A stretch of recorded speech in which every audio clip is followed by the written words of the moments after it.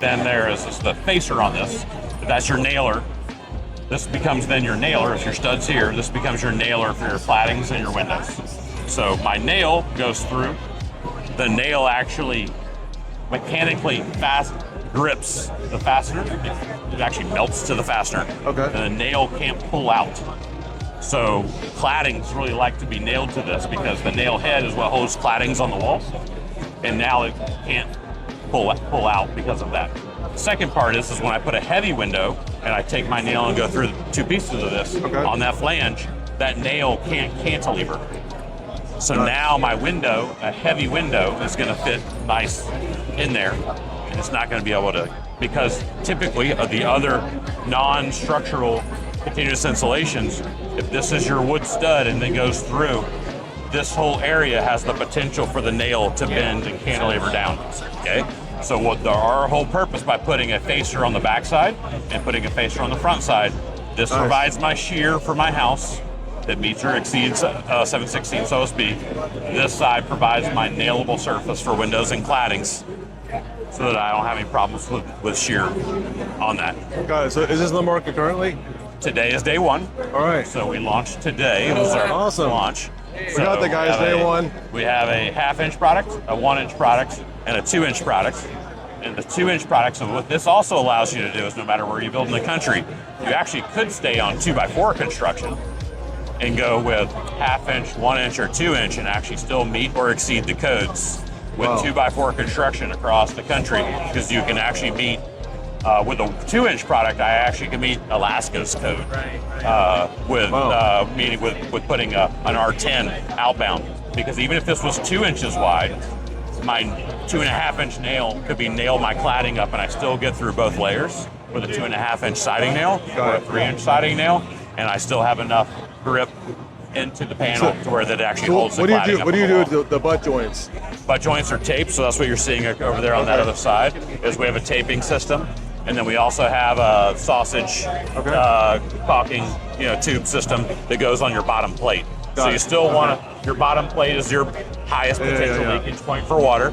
So you want to make sure that actually gets sausage, do a little sausage caulk in there. But you can also tape it over the top of that also. Are you putting a rain screen on top of this? The great part about this, the other part about this is what I was saying, is when you put a nail through, that actually rebounds and melts to the shank. But that means wherever a nail goes through, the water isn't going through. So this becomes not only your thermal barrier and your structural barrier, but it also becomes your water barrier, air barrier, and your air barrier all in one. So it becomes a 4-in-1 product all in one. So is Joe Stebrook signed off on this? Actually, I don't know if Joe's actually seen this or not yet, but I'll send him this video and I'll see if he gets a thumbs up or thumbs down. Then we'll know. So yeah, let him know Nelson said give me the thumbs up. So I do know Joe, but for small fee, he said he goes. So no, I think the point being though is our position on this is we're filling a void of continuous insulation has not been used a lot, simply because of the cantilevering of the nail, windows, bucking of windows, having to put furring on to put cladding on has been a big problem. This addresses that in a very thin format, so that allows you to actually put a flanged window right on there and you're in good shape. So this will be your window buck as well? Well, you don't have to buck the window at this point in time, because now you don't want to? Yeah, you don't have to do that. We still want the window to be framed, so that you're nailing the window to a framed part, but you don't have to additionally buck it out.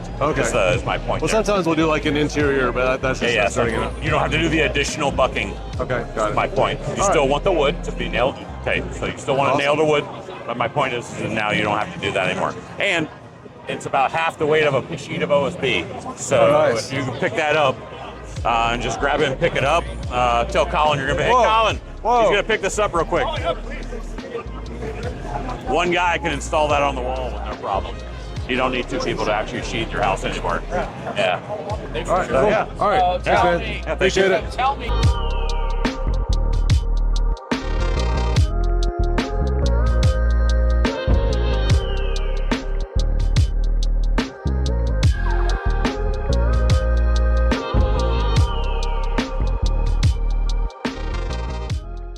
Hey, if you got value out of this, we've got full coverage from this year's show.